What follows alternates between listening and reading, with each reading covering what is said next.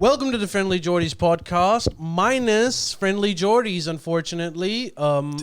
He's not here today. He will be here. Shawarma FM this week. We can't go into why he's not here, but I can tell you that with time, you will find out. So apologies. He'll be here. And things will be back to normal soon. I know I keep saying that, but like... Yeah, look, it's a tough time. It's a tough time. Yeah. But it will happen, and then it'll be all the sweeter.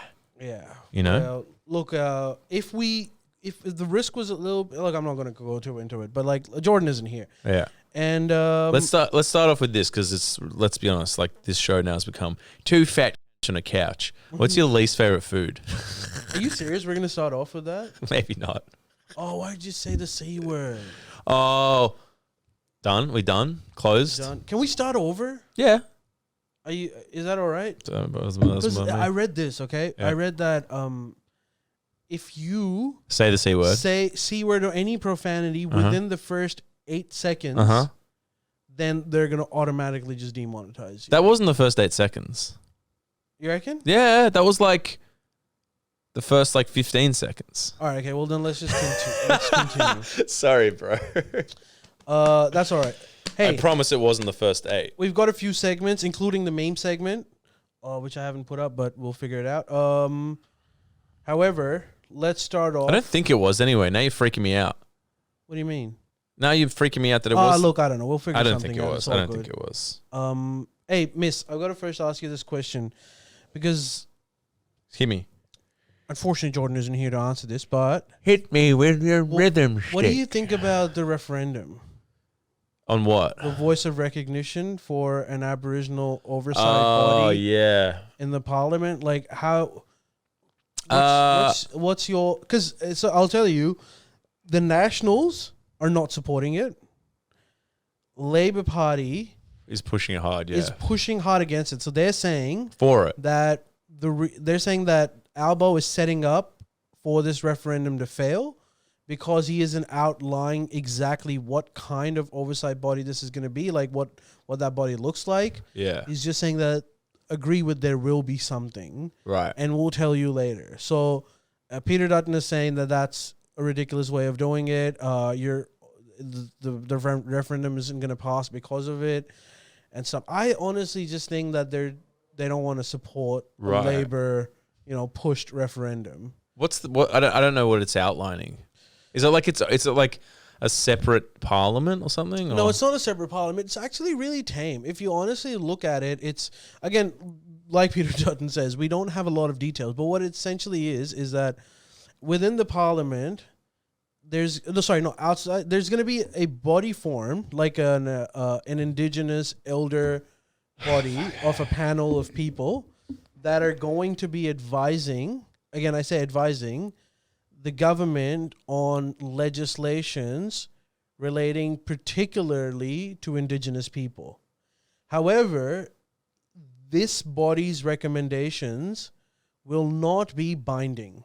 Right. So if the parliament chooses to ignore it, they can ignore it. Right. However, so once this comes about and the recommendations are put through, it's going to be really hard to ignore this recommendation. Right. So it's essentially like a body of Indigenous people that can veto certain legislations being passed about them. Isn't the thing though that like with a lot of Indigenous communities, it's so there's historically it's been like correct me if I'm wrong, but like, and also correct me if I'm wrong too. Yeah. Not a uniform sort of culture, if you will. It's like very community based in terms of like communities from Perth have like, I mean, I know I've had friends that have lived in Alice Springs, and Alice Springs Sydney, that area in regards to Alice Springs might as well be like France. They don't have any, from what I've been told, there's no like connection to, so how would a body, do you know what I mean? Wouldn't it have to be representative of like the whole geography? So what you're saying is right and wrong. Again, correct me if I'm wrong. I'm no expert on this by any stretch. What you're saying is true. That's how Indigenous societies were in Australia. So Australia was like multiple countries, right? Where Lots and lots of. lots and I've lots seen the of, map where it was like. and they have their own their own languages. Yeah, their but own like cultures. like 1,000 states, if you will. Yeah, but however, we should also keep in mind that the situation is now very different. The indigenous community has really shrunk. So. Right. Yeah. The population is, I think, 2% or something. It's ridiculously low, and so as a result, most of the indigenous communities that at one time were really separate have sort of come together. Right. Because there's not that many, members. Right. In general. Okay. So in 2017, there was a statement made by a bunch of community elders called Uluru Statement from the Heart, which laid down. So they essentially, there's a lot of stuff that was being spoken, but one of the main things was that they need constitutional recognition. Yeah, which is a very fair argument. Yeah, for sure. When the Europeans came, instead of so there's a few ways you can recognize them. You have the whole terrain. I know about that. Yeah. And so they need some kind of recognition. They need some kind of recognition in the state governing body. Yeah. How the states works. As opposed to just going into as Parliament. opposed to firstly ignoring that the population exists and then eventually just treating them as an individual like any other individual. Because if you think about it, you're only 2% of the population. You're the original custodians of the land. So in a democracy, you're screwed. There's so many more people that can vote against you. So if you're just isolated... because it purely in terms of a numbers game. Yeah, purely in terms of a number game. Right, if there's something that they don't want to be done... But then couldn't there be more of a thing of more indigenous voices in Parliament? Yes, you can try. And there are some. You can try to get more people on. But again, you need to be voted in. So what you can do is... it's still a some countries have these protected seats that are basically not fought. They're granted, as in they're awarded to certain people. And it's to solve issues like this. But in my experience, man, a lot of times the countries that have it, it usually just becomes a thing for the ruling government or the ruling party to just award to their mates that are from that particular. Right. So in Pakistan, for instance, there's a quota for women to try to get women involved in politics. I think it's about 25%. So 25% of the seats need to be women. And so in certain seats, you can literally just award who you want that seat to go to. Right. And so a lot of times the politicians would just choose women from their families or women that are their mates. Right. So it becomes a little corrupted. I think I'm personally in favor of Albo's plan for it. I think it's a really good way of doing it. It doesn't seem that radical. I honestly think there was only two ways you could do it. Either this or the other aspect, which is you officially sign a treaty. Kind of like the Maori Treaty in New Zealand. But I like this. There needs to be some kind of constitutional... I'm for this referendum personally. Yeah, fair enough. I think it's about time, honestly.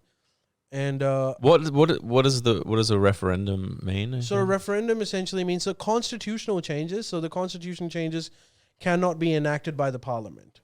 So the idea is that the constitution are kind of think of it as the Bible. You can't just change the Bible. Yeah, right. From the parliament. However, if the entire community decides that certain part of the Bible is incorrect or they want to add something, then the parliament can choose to hold a vote by everyone. Right. So everyone gets to vote on something, and then if the result is that people favor it, then the constitution can be amended. Yeah, right. There's only that way to honestly do it. Right, okay. Certain constitutional changes. So this is making a sort of body that is, it's really hard because it's not binding, but a body that sort of rivals the parliament in certain regards, that requires constitutional change. You can't just enact it by legislation. Right. Because the constitution says it's divided the branches of government and the branches of politics in general into separate categories, and they're fixed. So if you want to add another one into it, then you really need to go to the people and ask for a referendum, which Albo's done. And they're voting on it, or they're gonna vote on it. The earliest that the vote can be is August of this year, but the vote will happen some point this year. Right. Sorry. So we're all gonna have to go vote, and I honestly think that it should pass, right?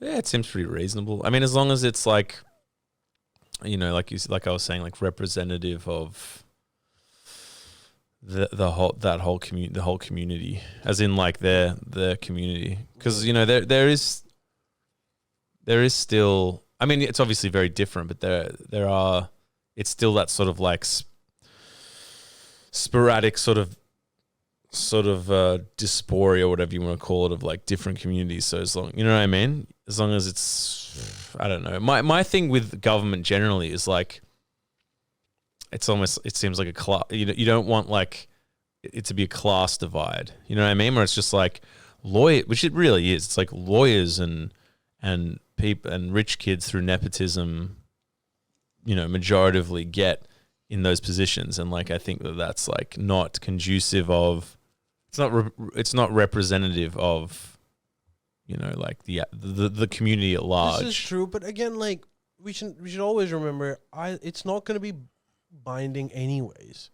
Right. So if there is something, I mean, it's a step in the right direction for sure. Yeah, and like honestly, because like you had to do something, and this seems to me a reasonable way of going about it. Yeah. And except that Albo is sometimes like he kind of screws it up with like, remember when he got Shaq randomly to appear while he was here promoting a gambling company? And he was treating Albo like a little child. He was like, your prime minister has been saying good stuff, and I'm with you. I'm with you on this. Now I'm gonna go and I'm gonna go play with sports that midget from Kazakhstan who hangs out with Khabib. What's his name? His name's it's like literally Hezbollah. Yeah, Hezbollah. Yeah, Hezbollah. I'm gonna go get smacked by Hezbollah for TikTok, but when I'm done with that, I'm gonna come right back and help you with campaigning. And just leaves the next day, never comes back. Are you again. serious? Yeah, and then like before he leaves the press conference, he says, "Hey, Prime Minister, make sure you get those customs forms in order for me to take that back to US." And then Albo's like embarrassed, just like he means this boomerang that we gave him. What the fuck?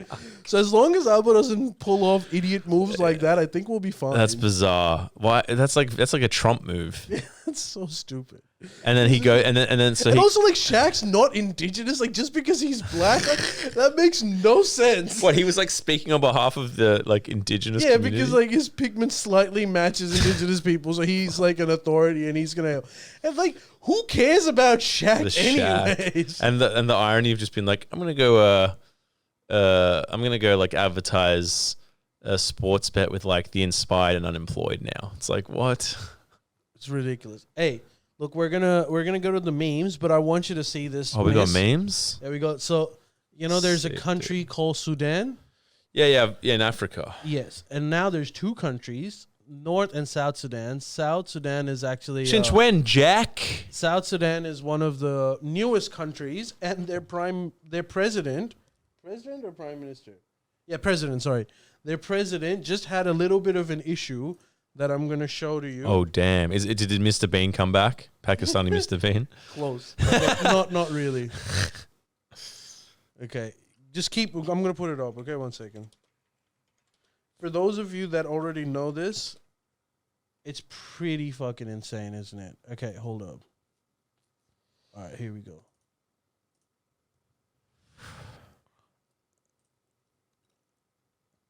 You got your headphones on? You might not need them. I do. Okay. Check this out, miss. Oh, man. I hope this is the right video. Okay, watch him closely, all right? He got Trump hats on. Yeah, he's the one with the No, the one with the cowboy hat. Oh. Just look what's happening to him. Nice hat, dude. Look at his crotch. No. Play it again. No. There's a puddle that forms just underneath. So for those of you that are listening, he pissed himself at like a military parade. He's looking at him like, shit. Who did that?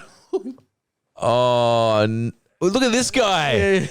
Fuck, that is not a sign of strength. Anyways, look, I wouldn't have brought this up because he's an old man that can't clearly control his bowels. Bro, I'm like a week off that, but fuck. However, the controversy is that the team that were recording this are now arrested and in jail. 6 journalists are arrested over this footage.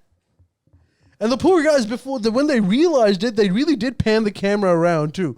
They moved it to his security guard. They didn't even do it on purpose. They didn't even do it on purpose. Fuck, I love that they have to blame someone, so they put the fucking camera. That is a bad move, man. Like, I don't love journalists either, but like, you can't jail them. That's the kind of shit that would happen to me. I'd wind up in jail. I'm like, man, I wasn't watching. Like, that's some like dictator shit. You can't put him in. Oh, I went to get a cheeseburger. I just set the camera on him. Dude. Oh, dude, he's got to own it. He should have just come out and been like, hey, look. You know what he should have said? He should have come out and been like, you know what? He should be like, hey, look. It's a metaphor because I'm pissing away with the old, in with the new. I was pissing away the old country. This is a new country. And then everyone would laugh it off. You don't jail. You should give him some tips on how to use a piss bottle every now and then. Diaper, dude. Yeah. If he had the piss bottle in his fucking entourage, he would have been sorted. But also, dude, adult diaper, man. He should have. Did he know that he had a weak bladder? I don't know, but he eventually looks at his own crotch like, who did this? Who the fuck did this? Yeah. Oh, I mean, I feel bad for him, but I've now not for, he's a cunt for jailing. Okay, what do you think about like a president that like doesn't have any control over his bowels? Does he, should he automatically be disqualified from office? Well, then Biden wouldn't be in. I think, no, it shouldn't be disqualified, but he should have the sort of foresight to know that he's got a bladder problem. He should wear a diaper. Little adult. That's a thing, man. Adult diapers. Adult diapers are a thing, and they're very common too. Dude, imagine being in jail for this reason. You'd have to laugh. You'd have to be in jail and have to be like, you'd just laugh. You'd be like, it's an episode of Seinfeld.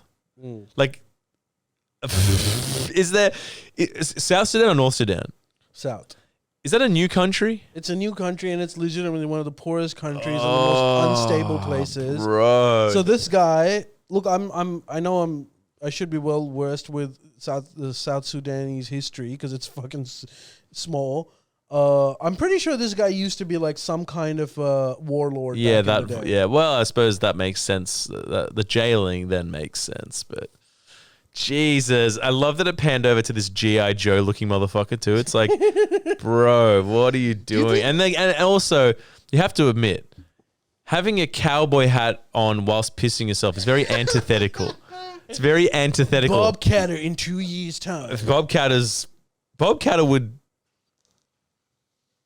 you know what Bob Catter, he'd probably own it. He'd probably see that and run away and be like, oh, Jesus Christ, it's time to retire, honestly. And then he'd probably do a thing being like, but that's Australia. He'd be like, dude, he'd get applauded for it in Australia. And he'd just be like, look, I'm obviously a bit older than I thought, and I had one too many 4 extras before the meeting, and I'm only human. And his ratings would go up.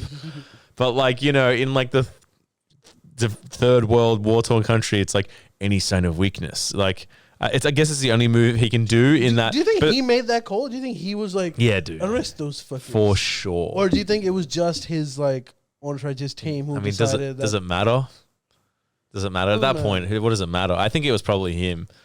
Or it's probably him. He was just like, this is very shameful. How could you film me doing this? Like, it's also like, dude, when I see that, this is my reaction. I laugh my head off, and then ultimately you stop laughing and go, poor old fella, and move on with it. Like, it shouldn't be. It's like, it's funny, but like, dude, I've been in France. I was walking around. There was like a kid on my shoulders because, like, what? Yeah, well, I don't know. Your like, illegitimate child. No. I don't know. It was just like I don't know. I think there was like kids battling, like me and my mate and his cousins, and they're like, get on the shoulders, and they were fighting each other. You know what I mean? And then this girl proceeded to piss all down my back. So, you know, I recovered. I'm not proud of it. It wasn't a good moment. Sucks. But you know, it didn't let me ruin. I didn't imprison her. When I was 2 years old, my family went to France as well, and I apparently pissed on their train.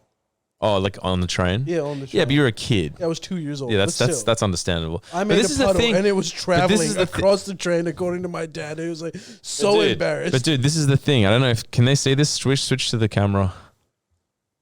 Yeah, no, you just took it out of the camera. See this? Yeah, they can see it. See, there's a very. Say it in the microphone. There's a very small line, thin line between an infant and an old man, which is this Coming Back the Science of Reincarnation book that Jordan apparently found on the side of the road. I think that says it all. Like kids and old people are basically the same. You know, they start very, very, very similar. So, you know, like it's we're only human, but it is very funny. It is very funny. It is. Jailed. Like, surely there's international condemnation about the jailing, right? No. I mean, I'm sure there would be, but it's just no one's really come out just yet about. I love that they didn't even know. It's so mental. Hey, all right. Okay, so do you want to do the meme review? Hell yeah. Memes from across the pond. Mm-hmm. Hey, you wearing your headphones? Oh, wait, I've got to turn that on. 1 second. Yeah, old G. Dude, it makes me realize, like, my life ain't that bad. At least I'm not the president of South Sudan. Like, it just seems stressful. It's too stressful. Fuck. All right, okay. Let's go with the first one. You live in an Arab country. Yeah. Mom? Are you my mom? Too much? Dude, that's fucking hilarious. Was it a bit much? No, that was fucking. I've never thought about that. That's women work out. Sorry. What does it say? It's like women workouts for beginners. Yeah. Women workouts for beginners. 100 sweeps. 4x5 power cleans. 10x15 kids' dinner is ready. Oh, do the laundry, it's dirty. How many people have switched off? Yeah, a lot. That's fucking hilarious though. I love the Mission Impossible voiceover. Yeah. I love the using the weights, using the weights as like dinner plates. Well, they were using weights for everything because let's not forget it was a workout. Yeah, true. According to the Homicide detective couldn't believe suspect tricked the hotel manager. But I'm just hoping that you checked in with somebody. Who do you have checking in on September 5th? Ben stolen. No, sir. Sir, I think that's telling me the key's been stolen. I don't think there's a guy named Ben Stolen. His name is Ben stolen. You're telling me that you took a guy's name as Ben Stolen. Right. And your key is missing. Your key has been stolen. No. His key he didn't drop off back in the office. Right. So it's been stolen, right? Yeah, it's stolen. The key is stolen, right? Right. And the guy's name is Ben Stolen. Right. You see Mr. Ben Stolen? Okay. Call me. Sure. Dude, don't even start me. Dude, did he believe that? Yeah, the hotel manager probably believed it, but the cop was too smart.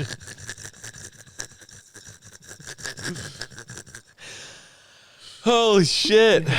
What's it say? This one's actually from Australia. Oh. HR reading all the excuses I've given for missing work. Oh, damn. You had 3 heart operations. You suffered 2 cardiac arrests. You died twice on the operating table. You had a stroke.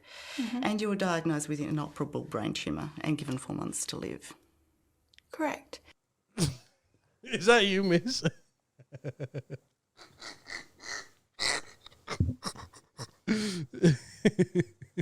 That's like every Australian. It's I'm glad that meme was from Australia because it just represents this country so well. Dude, it is me and it is everyone in Australia. Oh my God, that's so funny. I love that. Correct. You had 3 Oh, heart wait. operations. This is the same one. Sorry. Holy shit. I lost one, I think. When you have money and oil. Yeah, when you have money and oil.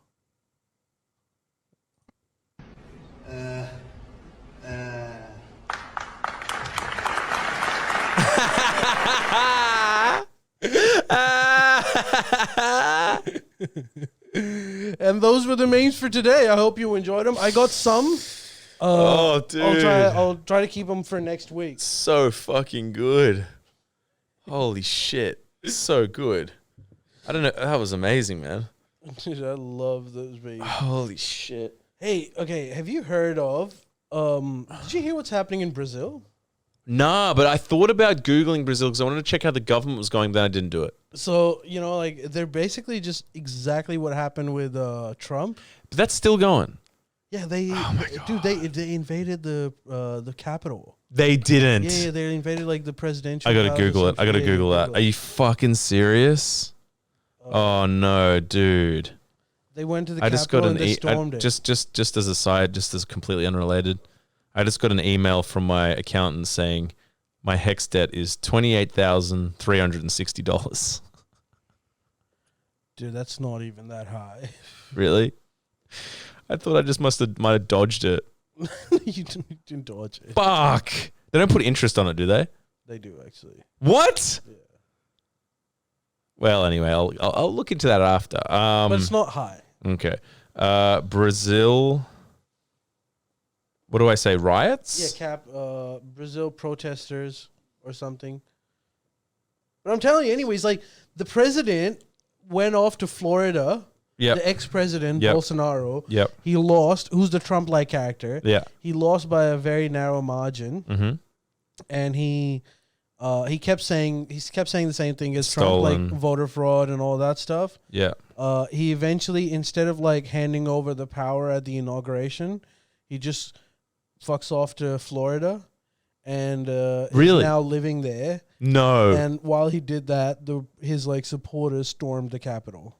Holy shit. It's happened. Exactly the same way as they did with Trump. Oh my God. Oh, that's I'm just looking. Their capital looks kind of shitty. Their capital, I haven't seen it, but I've heard it's really futuristic. It's like a new capital that they built. They built a city for it, yeah. Dude, that is wow, it's the same. It just looks like a soccer game though, because of the Brazilian. Whenever you see that many Brazilian like jerseys, you're like, oh, it's a soccer game. It's a soccer game. Fuck, man, that's crazy. And apparently, like, so Bolsonaro, even that was too much for him. He made, from Florida, he made this like statement saying that the protesters crossed a line. Oh, okay. And the protesters were like, man, shut the fuck up. You're irrelevant now.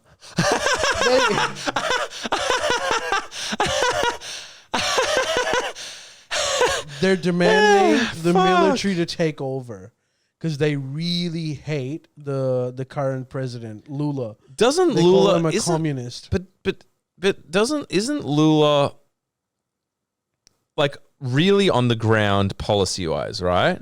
Mm-hmm. Why is he in hospital? He was stabbed in 2018 during his campaign, and apparently he had some complication recently, so he's in hospital. But he'll be all right. Apparently, but isn't Lula? You know, they always say communist, but aren't Lula's policies basically just like fair living conditions, fair wages? Yes. Like, is he a communist? No, well, he's a socialist. But he's Bernie Sanders.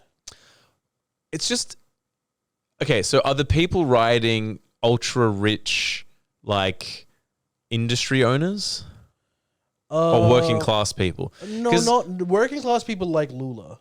Yeah, some working class people, particularly the ones that don't live in super urban areas, like Bolsonaro. Think about it. Like Lula won narrowly, so clearly half of the country wasn't for him. Yeah. So to say like all workers support Lula is going to be a bit much. Yeah. But it's like a rural-urban divide. So rural voters, working class, also like Bolsonaro, right, and don't like Lula. Right. It's like the Labour Party. Lula used to be a union organizer, so he's like kind of like what Bill Shorten did. I'm just trying to figure out. And he was also the president of Brazil. Yeah, I know. For a long time. Yeah. And he, by the way, he really transformed the country. He made Brazil. He made it great again. So what are like the rioters, if they have an argument, forget stolen. What are they? Why do they like? Because all I know, the main thing I've heard is that Bolsonaro like decimated the Amazon, which is horrible. Yeah, well, he cleared out because again, he Industry. farmers like him, and so he wanted to create these agricultural. He essentially just wanted to raise cattle over that part of the land that he wanted to clear out. So okay, and do the rioters have any fair, like, do they have a point, any jurisdiction? Do they have anything, like, what's their gripes with Lula? So they don't like Lula because he thinks that Lula just gives money to like slum dwellers and doesn't care about like business. But that's not true, right? No, I don't think that's true at all. Right, yeah. So they think that. So it's like the Trump vibe. like, it's the Trump vibe, where it's kind of just like, it's kind of like the like imagery and iconography and colorful language that's used is sort of like freedom and prosperity. But then the reality, when you look at the hard facts, it's like how much money is being put into hospitals, how's the environment being protected, wages, housing, right? Yeah. Yeah, so he made a lot of public housing. So fuck those people, basically. Yeah, dude, fuck him. And Lula was sick. The problem with Brazil. What happened was like before the Cold War had ended. Yeah. Brazil was socially inclined, like they wanted to be socialist, but the U.S. essentially just propped up the Brazilian regime to ensure that there's no communist takeover of Brazil. Yeah. And essentially once and so the military is pretty anti-communist and anti-Lula for that reason. And so when the Cold War ended, America just stopped giving a shit. So then I think early 2000s, Lula was elected, and Lula enacted a whole set of reforms. Like some of them were workers' rights, like standard basic regulations that protect workers. He also started, he increased the welfare state. Like he increased public housing. He was giving basic welfare stuff that we do already. And this also happened to be the time when China was just exploding. So China's demand, Brazil produces a lot of commodities like soccer balls. Some of the stuff that not soccer. You know where the soccer balls come from, by the way?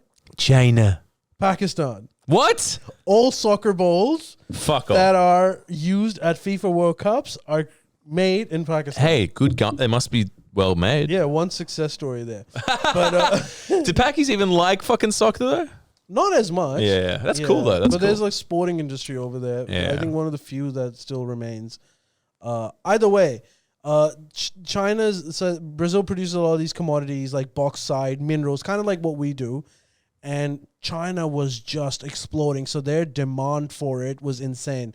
So while Lula was in government, the Brazilian economy was like growing at an amazing pace. In fact, like they formed that the BRICS Council, which is Brazil, Russia, India, China. These were the 4 developing countries that people thought were going to enter into the first world soon, or they're going to be the biggest economies of the future.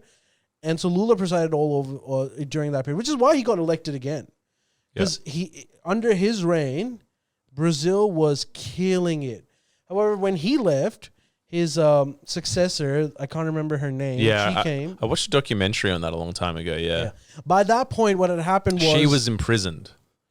Yes. Or he was imprisoned. Yeah, well, there was corruption charges, which a lot of it was literally just made up. But the reason why they were able to do that, because Lula's government was so popular, and hers was too, because of this prosperity period that they had, China's demand just collapsed after a certain point. I think it was around 2015, around the same time, that China's economy started slowing down, and they weren't growing at that 12-13% ridiculous cartoonish numbers like before. They were like at 6%. So the demand from Brazil also went down. So they went through like a little bit of a recession as a result.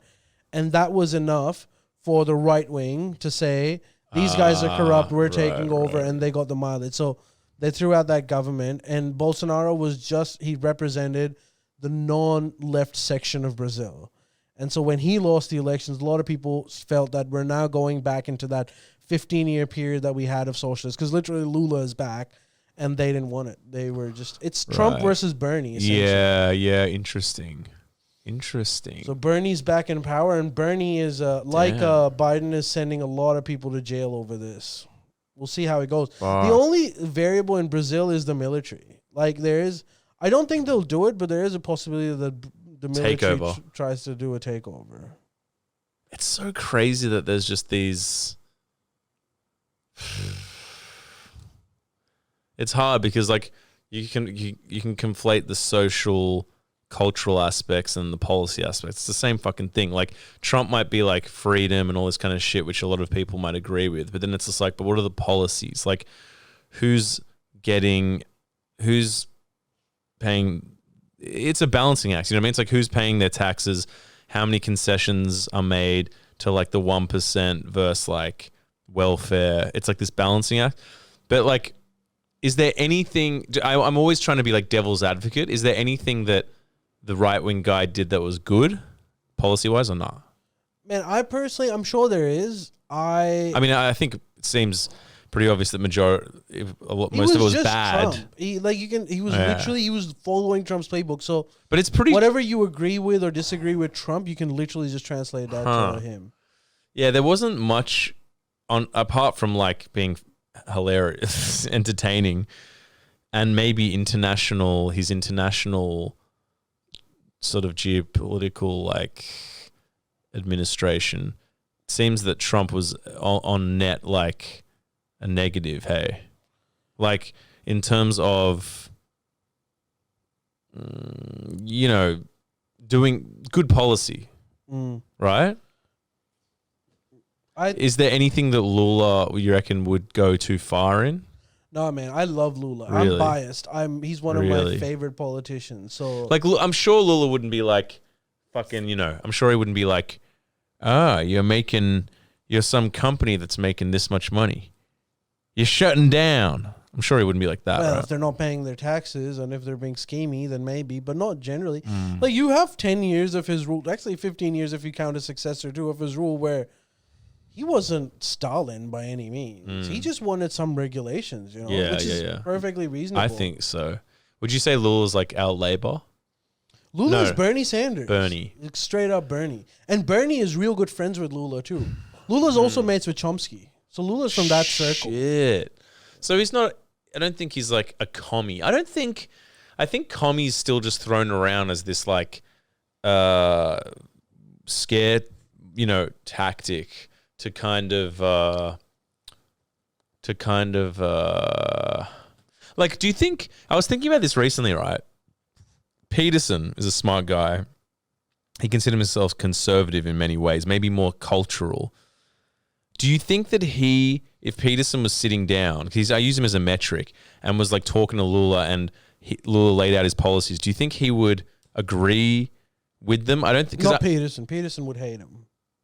So because he's just like a free market guy, whereas like you don't regulate anything. Yeah. And also like, come on, dude, let's admit it. Peterson is now right wing. Like, I'm not saying necessarily he's not a Trump guy though. He's not a Trump guy. He's not a Trump guy. He's a standard right wing. So Lula is left. He's not even center left. He's like kind of left. Yeah. I guess I'm just trying to figure out what that means practically, because people throw around these terms and it's like it'd just be interesting to see like policy versus policy. You know what I mean? For example, like someone like Peterson wouldn't agree with the workplace reforms because he would say that you're just stifling people. Wages should be based on the free market. You shouldn't tell people that there's minimum wage standards. Like, but surely, you're just unemploying people, and they have their own reasons for it. It's interesting that so Peterson a lot of the time points out what he sees as the failure of the Canadian government. But then surely Peterson can look at an example like America and see the failings of like the American government under Trump, which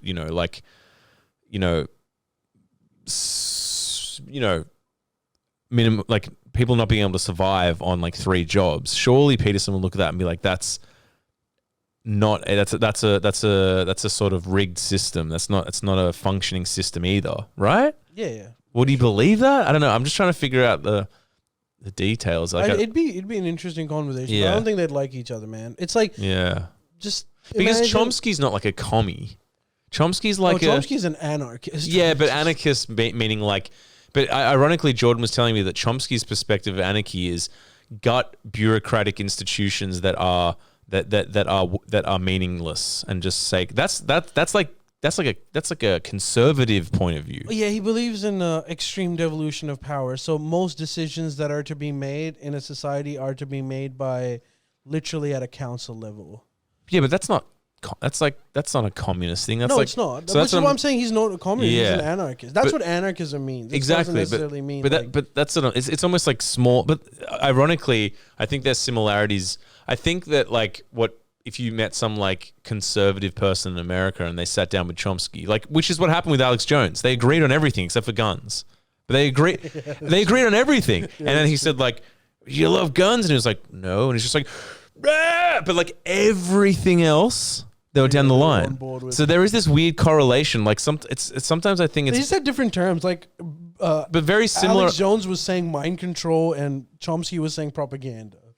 Yeah, but it's the same shit. The same thing. And by the end of it, Chomsky was also saying mind control because he was like, "Well, we're basically talking about the same thing." Yeah, but that's my point. That's my point. Is that like it's strange to me that like someone like Alex Jones and Chomsky can have very similar perspectives. One's considered like conservative and patriotic and the other's considered left, but in reality it's like seems that they both have ideas that like this sort of thing of like getting rid of corruption, not checking power, making sure certain institutions don't have because like if you think about it, if the military industrial complex more or less runs America, that's very communist. Because it's like communist, but like I get what you're saying. It's like an overarching body that makes government spending on it's socialist, yeah. So like, and also with Brazil, they're saying, oh, the military should take over. It's like, how is that? That's like Stalin-esque as fuck. Who wants the military taking over? Well, some people, but countries, but there's so many role is much larger. Yeah, but there's so many contradictions in the.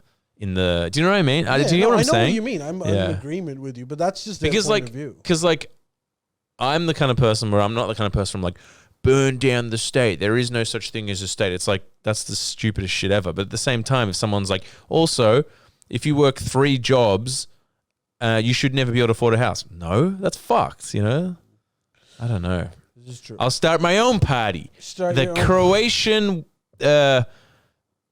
Sense Party. I don't know. I always try to get to the like details of things and yeah, there's some more news, miss. This is going to be really triggering for you. A university professor in Minnesota, an art theory professor, showed some pictures of, some artwork of images of Mohamed. Yeah. Prophet Mohamed. Yeah. And got fired for it. For showing pictures of it. Why? Oh, because you're not allowed to. Yeah, because you're not allowed to. That is triggering. I knew it was true. That's ridiculous. It is. The double standards. Because imagine that. But like, just so you know, Muslims really hate images. It's so dumb. Here's a picture of Muhammad. No! Here's a picture of Piss Christ, the artwork of a urinal. Well, that's the thing. It's like, such a double standard. It's in a country that's secular, religion and state is secular. You can't have that. I get the double standard, and I'm in agreement with you. She shouldn't have been fired, and you should be allowed to do whatever you want, freedom of speech, blah, blah, blah. But Christians, most Christians, not all Christians, but most Christians are perfectly okay with imagery of God. Yeah. It doesn't conflict with their religion. No. But in a certain, like Judaism and Islam, imagery of God or even imagery of the prophet is super sacrilege. Okay, but in a country, because, like, literally one of the commandments, I think the first commandment is thou shalt not make an image of God. Sure, but in a country that is secular, separation of church and state, it's like one of the fucking one of the founding things of America. And since like with the French Revolution, England, the West, whatever you want to call it, so again the argument of like they can't conflate. It's one or the other. It's either there's things you can't say under religion, or you can say whatever you want. You can't have both. You can't cherry pick. Well, you're not allowed to say these things, but you can say these things. That's like, it has to be absolute. It does, but doesn't make. I agree with you, but there's. I don't get it. That's crazy. And so I did Neil's pod yesterday.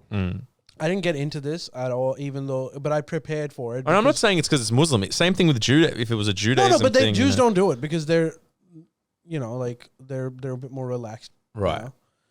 Maybe certain Orthodox Jews would be triggered if you try to make images of God, but and same as fucking a minority, but a majority of Muslims would get triggered by that. So there's that difference. But okay, yeah. Okay, look, I don't know how much time we have, but I was about to talk about this on Neil's pod, but we didn't get around to it because you know how he likes talking about religion.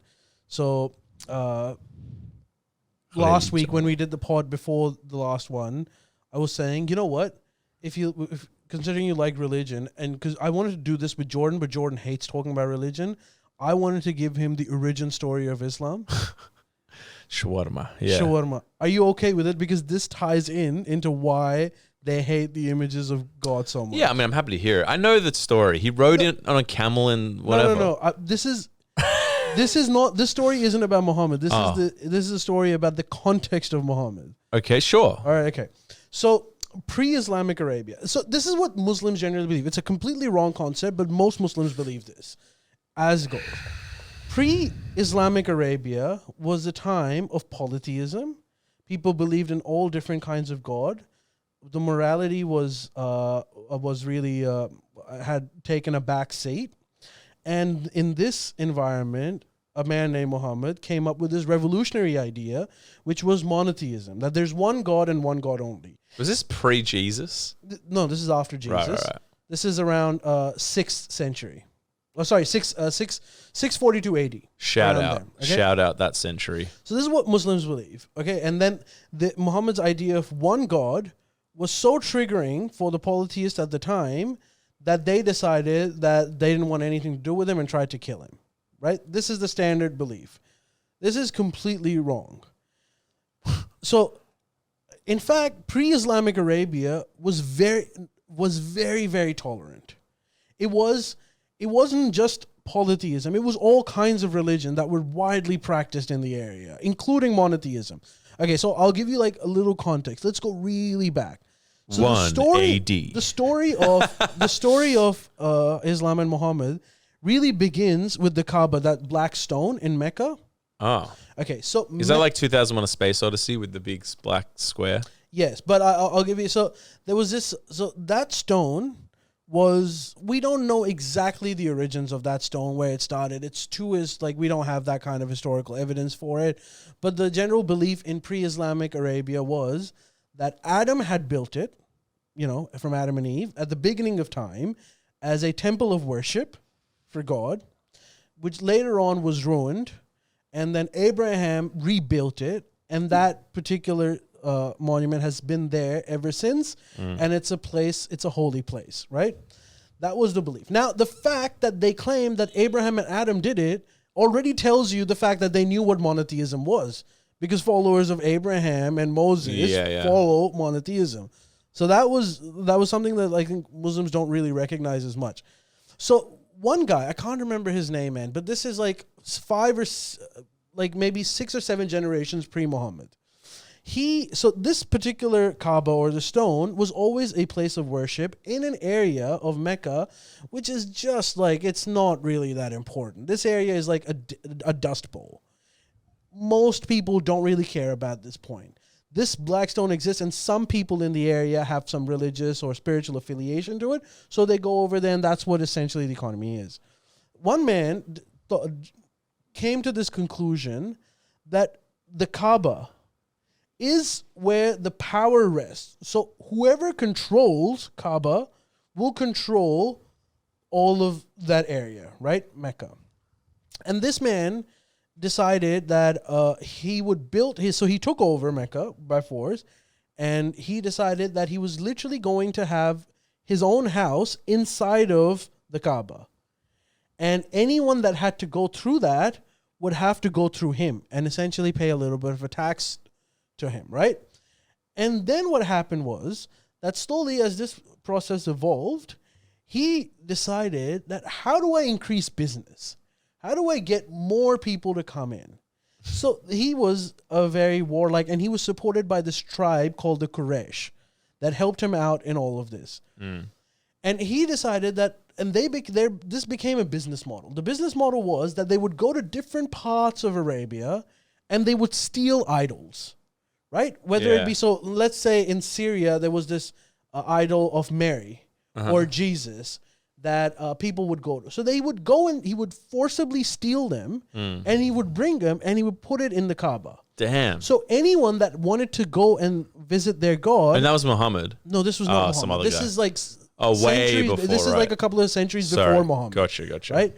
And so anyone that wanted to go and see this idol had to go to Mecca and had to go to the Kaaba to go see it. It's like And had to pay Disneyland him- for religious Yes. idols. And they had to pay this man a tax. Eventually that man died, but the tribes that really control the area controlled this trade. So then this became really evolved to the point where any visitor that came in, and by the way, it wasn't just one idol. They at the peak of it, before Islam, they say that there were about 365 idols. Jesus. Different idols from different religions, different variations of religions, whether it be Judaism, Christianity, or many of the pagan religions at the time, right? And they would steal and put them over there, get people to pay taxes to enter and watch and basically pray to these things. And usually what this also meant was people that came to the part to worship brought with them goods and services that they would sell in the city of Mecca. Right. So the city of Mecca essentially became a trading hub, a forced trading hub. Most of the trading went from Yemen to Syria and Iraq. Mecca wouldn't come in between, but because of this, it became a trading route where people would go pray and do all of this.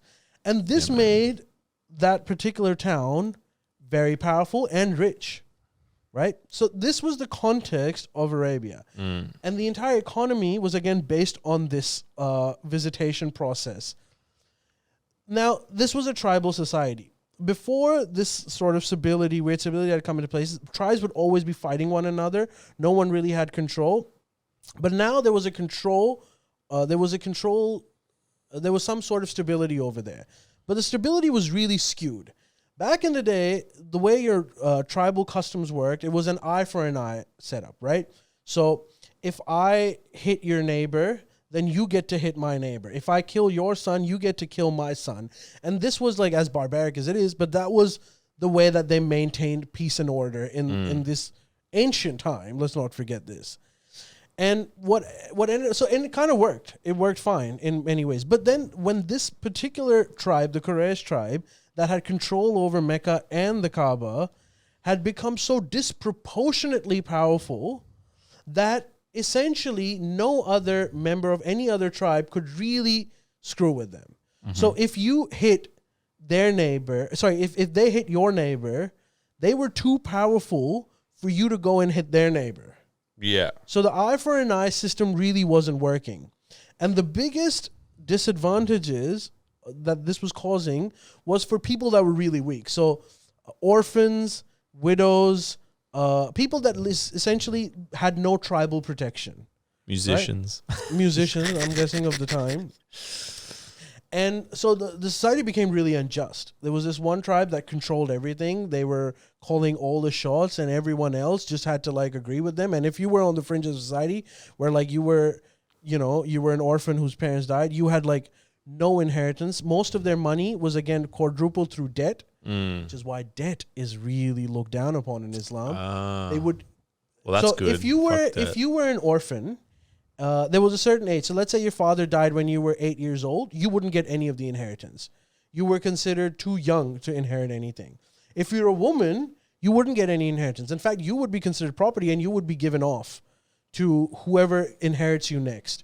And if they don't want to inherit you, then you find someone else who wants to marry you and they get all your property. Right? So there was a lot of people that were really disenfranchised. So in this context, Mohammed came along. Mohammed was, although he was part of the Quraysh tribe, but he was on a weaker tribe called the Banu Hashim, which didn't have a lot of money. They had some prestige in terms of reputation, but they didn't have solid economic power. And Muhammad was an orphan. His father had died when he was, in fact, like just after he was born or even before he was born. His mother died like shortly after he was born. So he was essentially an orphan that didn't get to inherit any of the wealth. Not that there was a lot, but whatever there was, he didn't get any of that. So he was at the mercy of his uncle. And so in that time, he felt that he lived a really unjust life, because essentially the only way you could really make something of yourself was get a loan from the rich tribal elders, who would give it to you at an exorbitant interest rate that you most likely won't be able to pay off, and eventually you'd have to go into slavery. Shit. The reason why Muhammad didn't go into slavery was because his uncle, who wasn't super rich, but gave him some protection. So he said, okay, you don't have anything. I have some business. You can go work in this business a little bit. And, you know, so he always lived in this he lived on scraps, essentially. In fact, to the point where, like, he, at some age, I think maybe he would have been like 18 or something, and he wanted to marry one of his cousins, and the cousins was like, no, you're too poor. I'm not going to marry you. And then eventually, so at the age of 25, he also developed a reputation for being an honest man or whatever. So this one lady who later on became his first wife was this 40-year-old woman who, an anomaly in this society. She had managed to gather some wealth. She had a business of trading. And she had actually hired Muhammad to be one of the leaders, to merchants that would go on take the stuff from Mecca to different parts of Arabia, like Syria and Iraq. And in the process, he came back. She expected, because everyone used to, like, there was some level of corruption that was expected. So she expected a certain amount of money that he would bring in, but Muhammad came back with more money that she had expected because he had made some more money. And so she was impressed with his honesty, and she asked him to marry him. And so Muhammad was 25 at the time, and she was 40. And so Muhammad was like a nobody. What are they called? MILFs. Yeah, MILF. Muhammad was a nobody, and she was someone. And eventually, after they got married, Muhammad sort of got accepted into the wider society because, you know, he started managing her business, and from all accounts, he actually did pretty well. Like, the business grew and everything. It's like my life. But he was always upset with the way society was based, how there was disproportionate power for the Quraysh, and the power came from all of these idols that were in the Mecca. So his revolutionary idea wasn't that one God, that there's only one God. People knew that there was only one God, or a lot of people knew that there was only one God. He said that one God existed, or there was only one God, and all the other gods are irrelevant. Which means, when he says no, which is the proclamation of Islam, no God but God. Well, that essentially is saying that, yes, okay, there is one monotheistic God, but all the other gods don't matter. Right. So all the idols in the Kaaba don't matter. And if all the idols in the Kaaba don't matter, then the entire economy that helps this tribe does not matter at all. In fact, not only do they not matter, but they're corrupted. So all the idols need to be destroyed, which means the entire economy of Mecca needs to be destroyed, and the current power structure needs to be completely absolved. And so the idea of that monotheism, that the idols are bad, that images are bad, although comes from an economic reformist point of view, but in modern society, Muslims look at that is that it's super sacred. Anyways, Muhammad has his own history, which I think some of you might know of. Like, he eventually he gets persecuted, he has to leave, he goes to a different city, blah, blah, blah. Most people know about that. But the idea of the idols and the Mecca are so important to Muslims, Right. because it is the fundamental gripe that Muhammad had against his society of the time. But then did he invent a new one? No, New God? No, he didn't invent So what a new did he God. In fact, pick? most of the Quran talks about God as like, and he says, and God, the same God that the Christians believe in, the same God that the Jews believe in. Really? Yeah. How can you believe in in fact, this? for like literally most of Islam, when Muhammad was alive, he didn't even think that Jews and Christians need to convert. At some point, he changed his mind and he said that they can also come into this new fold. But he felt that it was pointless to convert Christians and Jews because they already believe in the one God. But wait, how can you say all religions are wrong except mine? But also Jews and Christians, we do believe in the same God. Isn't that like conflate? But he didn't say that all religions were wrong. He had an issue with, but okay, again, so now all the idols were wrong. Yeah, polytheism was wrong. But Judaism he liked because it was based on monotheism. In fact, he also liked Christianity. The only thing, around, I think it was 3rd or 4th century when the Christianity also transformed a little bit. The idea of Trinity came into Christianity. That Jesus was, because, before that, Christianity was essentially a Jewish sect. Yeah. It was... break off. Yeah, it was a break off of Judaism. But later on, when it became the religion of Rome, it sort of developed because Romans had their own idea of God and religion, so they really sort of meshed the two, and the idea of Trinity came in, the idea of like man God. Man God in Jesus's time would be super sacrilege because again he was a Jew, and Jews are very serious about monotheism. But around 3rd century, the idea of Trinity sort of seeped into mainstream Christianity. That Jesus was not just a human, he was also God, and he was also the Holy Spirit, and he was all, which is more congruent with European ideas of religion at the time. Muhammad didn't like that aspect of Christianity. Other than that, he was on board with everything. He believed Jesus was a prophet. He believed Jesus is the Messiah. He believed that Jesus is going to come at the end of times. He believes that Jesus was killed for his beliefs for Romans, but he said that Jesus didn't himself believe in Trinity. He felt that he was a prophet that was chosen by God to propagate his message, but he wasn't God himself. And that's what he was considered too, right? A prophet. Yeah, and he is considered a prophet by Muslims now, but he at the time said, which was again something new, which is why the Meccans also didn't like him, because he wasn't saying that I am propagating the message of Abraham, message of Jesus. He said that I am also one of them. Like, I am not propagating Abraham's message. I am the new Abraham. Yeah. Right? So he's considered a prophet. But again, he always said that he was a man as opposed to a god, which sort of falls in line with the monotheistic framework of looking at things. So what I'm saying is the imagery and idols are hatred towards them are really embedded into Islam because it was the central crux of Muhammad's argument. And it was mostly as an opposition to the Quraysh tribe, really, to be honest. But that sort of bit. But does that mean that like modern day Islam disregards Christianity and Judaism and other religions as like false, also, or just idols? No, they don't. Just idols. You cannot be a Muslim if you don't believe that Jesus and Moses were prophets of God. Like it's a central requirement to be a Muslim. Yeah. But. So you're saying just from way back then, because idols, that's been the idols thing, that's been taken as like any images now. It's the same thing. You can't show images because it's an idol. Yeah. So it's almost like it's not in a. It's particularly images, and so Muslims really don't like images of Muhammad because they think that images of Muhammad will lead to worship of Muhammad. Oh, really? That's why? Yeah. Not because it's sacred. No, because, not sacred, but because it leads, images and idols lead you to start worshiping them. And an image of Muhammad or an idol of Muhammad will be so potent for Muslims, where like a lot of Muslims will start worshiping it. So it's like, and it comes from the same Judaic concept, like the golden calf, that story from Bible, right?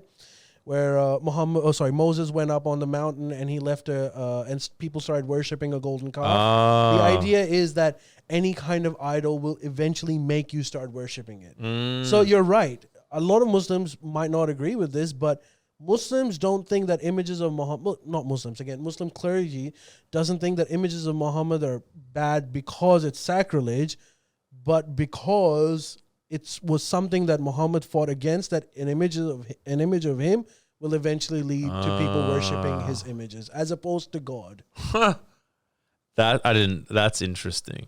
I didn't realize that. But either way, having said all of this, should be able to show images at universities, man. It's a university, you know. Yeah. That all goes out the window. Yeah. But it is interesting because I still stand by the point of like, might be insensitive in that case, but it's like, dude, it's a university. That was the place where you should be. Once was a place where it's kind of like it should be a place where ideas are challenged, and if you're offended, it's like in this wall, too bad. In these walls, too bad. You know. Exactly. And also, like from what I was reading in the article, she gave the students a trigger warning. Yeah, well, saying like, I'm going to show images of Mohamed it was just the uni. Buddha. It's probably just the uni covering their own asses, but it's interesting because like Christians believe, a lot of them believe, right, where it's like Jesus is king, like they do. Because Bible refers to Jesus as king. Yeah, because, you know, a church, I mean, the church I grew up going to had like, he was on the fucking cross. You could see him. Like they've made a statue of it. So it's like, it's the opposite where it's like, it's almost like they're proud of displaying those images because it represents like God or whatever. Yeah, but not initially. That was again an innovation of Christianity. It's when Paul mainstreamed Christianity in Hillsong in Europe and the Roman Empire. Yeah. And that's when the images started getting accepted. Because, you know, Europeans really liked images and they liked idols. And so they were like, I'm on board with this new religion, but you're telling me to like... What am I worshiping? What about Christmas? So they just added that. What do you mean, what about Christmas? Well, Christmas, like Jesus wasn't actually born in on Christmas Day or anything. That's an old pagan tradition. Yeah, it is a pagan thing, isn't it? That got morphed into Christianity. And the idea that Jesus was a man God also did it. Because we don't know a lot about what Jesus said, but every historian agrees with this. That the idea that a Jewish man from Nazareth around the 4th century BC when Jesus was apparently born was propagating that he himself was God is completely unlikely. Really? What Jesus was saying, they say that Jesus wasn't saying that he was God. Jesus was saying that he was the Messiah that came into, which was again a Jewish concept. The Messiah is a Jewish concept. Right. Jews believe that a Messiah would come and he would reestablish the kingdom of David. And Jesus said that he was the Messiah and he is here to usher in the kingdom of David and rule out the kingdom of Caesar. And as a result, for this crime, he was crucified and executed. Which, by the way, according to Roman traditions, we know that crucifixion was a crime that was reserved for sedition. So those two people that died alongside Jesus on those crosses, same shit, weren't thieves. They're in fact in the Bible they're referred to as bandits, and bandits was a common term used at the time. So they were independent Jesuses that were claiming. Oh shit! Yeah. And Jesus was just one of them, and there were many. Jesus wasn't even that popular at the time. Really? Yeah. Were the Romans? What was the in Caesar's time? What was the predominant religion in Rome before that? Like when they went. Yeah, their version of like polytheism or paganism. Yeah, Christianity wasn't a thing. No, I know that, but like, so they would be like the Greeks, like the gods. They had the gods. Greek gods, yeah. And Jesus really. So, do you think Jesus's main, like Mohammed, Jesus's main motivation was just to take down the Roman Empire? Not to take down the Roman Empire. He didn't even think that big. He wanted to take down the Roman Empire in Palestine. Oh, sorry, in Israel, whatever you want to call it. So he wanted, because the rabbis, he had a beef not with Caesar. He had a beef with his rabbis. Because very much like Muhammad, around the same time, the rabbis had essentially created this agreement with the Roman Empire. And the temple, which was the most holy site, was riddled with not just the rabbis, but also Romans. And for a traditional Jew, like who came from buttfuck nowhere of Nazareth, that was sacrilege. That you are distorting our religion. You are getting the Romans who have destroyed us to basically you're shaking hands with them. What kind of a religious Jew are you? Shit. And so he said, I'm the Messiah, and my problem is with this rabbinic class who have basically formed an alliance with the Romans. So Jesus he wanted to kick them out. Did Jesus consider himself a Jew? Well, look, we don't know, but like, yes. Fuck. So it's the same story as Mohammed. Very similar. Yeah, like if Jesus came today and like he looked at Christianity, he wouldn't be like, oh, this is what I wanted. He'd be like, I'm a Jew. Like, I've got nothing to do with this new religion. He was just a Jewish reformer, really. Fuck. That's bizarre. And isn't it insane? You're blowing my mind right now. Isn't it insane? I should have taken this at uni. 30 grand for art history. It's insane that Christianity took over that much. Like, how did he get executed? And then how did his religion take over Rome and then the world? It's crazy. Because and also, how did Judaism even survive? Because if that took off so much, it's not unbelievable to think that all Jews would convert and call themselves Christian or whatever. Well, so look, by definition, so the Jewish tradition is that the Messiah is going to come and the Messiah is going to usher in the kingdom of David and Jews will become supreme. That is their central tenet. And this will be just before the day of judgment. So when Jesus died, he was clearly wrong. The Messiah isn't supposed to die. Right. So Jews didn't want anything to do with Jesus because he had proved himself to be a fake. But how did that grow is an interesting question. So, like I said, there was many messiahs that popped up around this time. When there's economic upheaval, when there's injustice in society, there's going to be constantly reformers coming in. Jesus was just one of them. The difference is that with each and every one of the other ones, once they were crucified by Caesar, they all went back home because, again, the Messiah is dead. So clearly this was wrong. But in only Jesus' case did all the disciples continue to propagate Jesus' word. Now, we don't have a historical reason or like even enough data to say why it is, but Christians of the time or Jews of the time that later became Christians say that they kept going because they saw the resurrection. Yeah. They saw Jesus rise up and all that stuff, which is not Fact. the thing. Maybe I'm joking.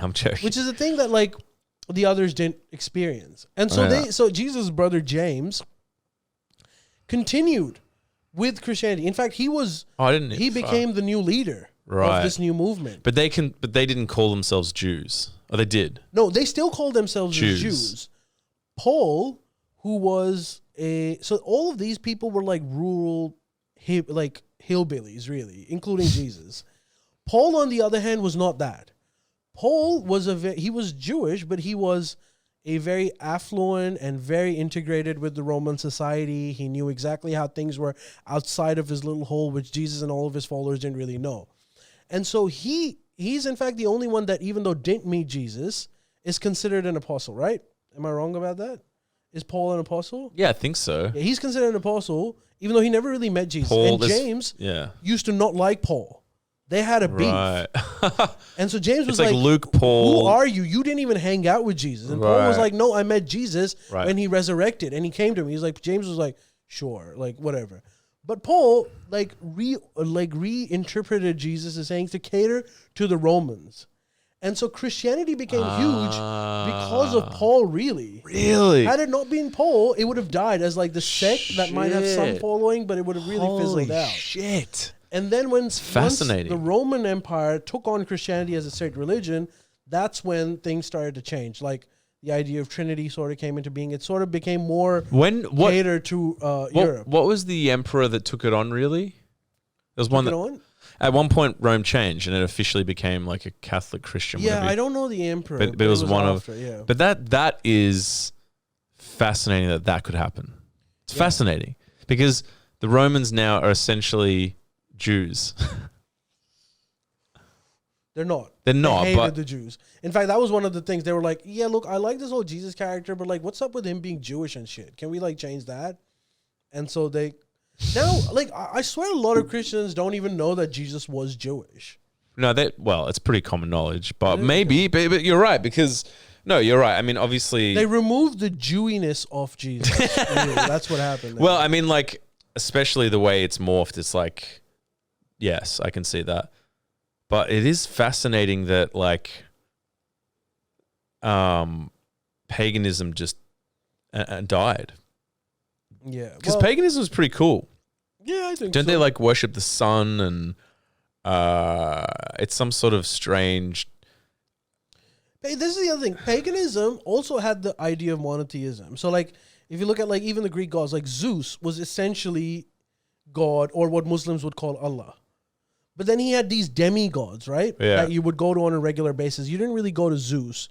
So the idea of monotheism wasn't that like there's one God that's separate from everyone. It was just that Zeus is the main guy and all of these other guys don't exist. So stop praying to these other people, because these other people you have to go through mysteries, like people in between. These sort of guardians of religion. You should only be praying to Zeus. Yeah. So the term Allah predates Islam. Allah was Arabia's Zeus, really. And it existed centuries before. It just means like, God. It just means God. It means the supreme God. Huh. Fuck, man. It's just so interesting to for you to lay it out that way, because I haven't... It's hard to get into that on your own accord, because it's like, Nazareth begat Judah, and Judah begat Paul, and Paul begat Judah, and you're just like falling asleep and shit. But like that's like a 101 crash course. It's fascinating that, you know, from all the way back then, you know, to Jesus being crucified and then it being continued and then the Romans taking it on, has just in a blip turned into like Hillsong. And like people in the South have been like, yeah, Jesus. It's just like, it's crazy that it traveled over the oceans. And then I guess because, you know, the Romans, I don't know, after Caesar, they said it was pre or after Caesar became democracy, the idea of pre-Caesar, but it was like a democracy more or less, or the idea of it. And then that propagated to, you know, the West. And then obviously when you get democracy, it's like, well, you also get Christianity. It's fascinating. It's crazy. Pretty cool. It's crazy. Like, we could do like, maybe next pod, let's go like more into Jesus. Yeah, can we? It's so fascinating. Because Jesus has a really cool story too. See, it's so cool to talk about it, to hear it, because, you know, I went to a Catholic primary school and none of this shit was explored. It was very like, you know, it was very light. It was like Catholic light. It was like learn the hymns. You know, he died, he came back to life. By the way, all of this info that I'm getting, just for people that might be interested, I'm essentially getting it from Jesuit records.